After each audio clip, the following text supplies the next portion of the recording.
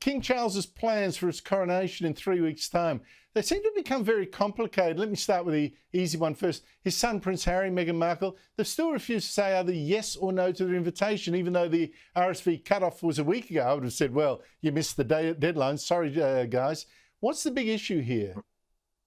Well, the big issue is that Prince Harry's gone absolutely feral and he's married an American actress. And this is, I'm afraid, what you get, because Harry has not replied, as we understand it, for the coronation yet. Supposedly they are annoyed about the seating plan. They're not sure where they're going to be sat, and they're not going to play centre stage. And we all know that Meghan Markle wants to play centre stage. But the reality for Prince Harry, and this is something that he has to accept, is that he has done everything he possibly can to trash the royal family. They can't trust him to not turn up with Netflix cameras or a microphone attached to him. They can't trust him anymore to not leak very personal, private information to the press. He is just turning the royal family into a kind of Hello Magazine style gossip rag, and that is not the way we do things over here.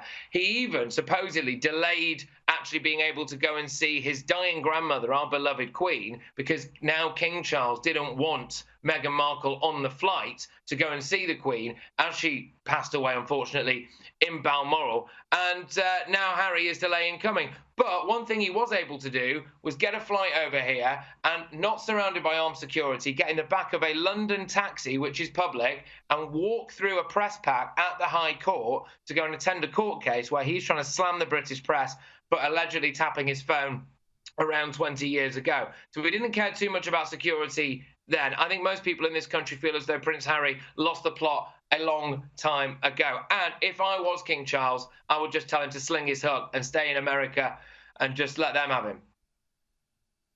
I suspect millions would agree with you. And to the other issue, this criticism of King Charles is getting too woke himself, too much into identity politics. He wants other faiths now involved in the Church of England ceremony to make him king. And he keeps saying that his role is to protect diversity. I thought it was to promote unity. And he keeps referring to Britain as a collection of communities, plural, when I thought he should really treat it as one. Here he is. I've always thought of Britain as a community of communities. That has led me to understand that the sovereign has an additional duty, less formally recognised, but to be no less diligently discharged.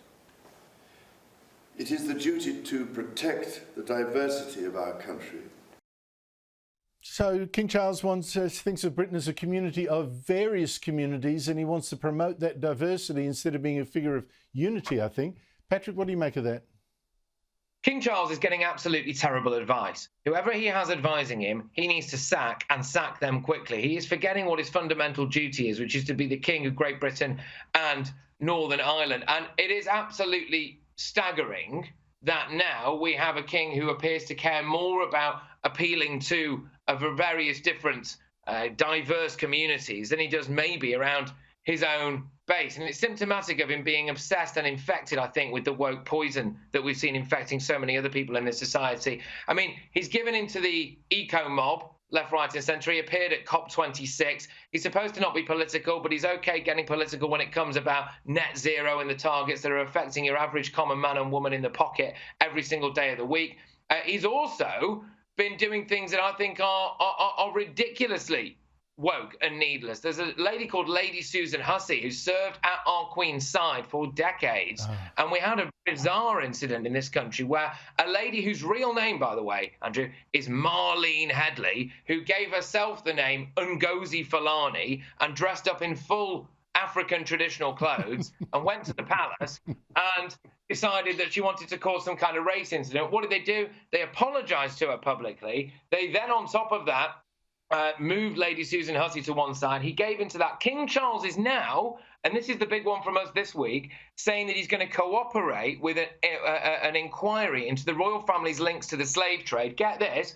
That goes to a letter that was written to King William III, who was Dutch, by the way, in 1689. And the problem for King Charles with all of this stuff is that if he thinks he's appeasing the woke brigade, that doesn't work because they always want more. So true. They'll want an inquiry. The whole industry.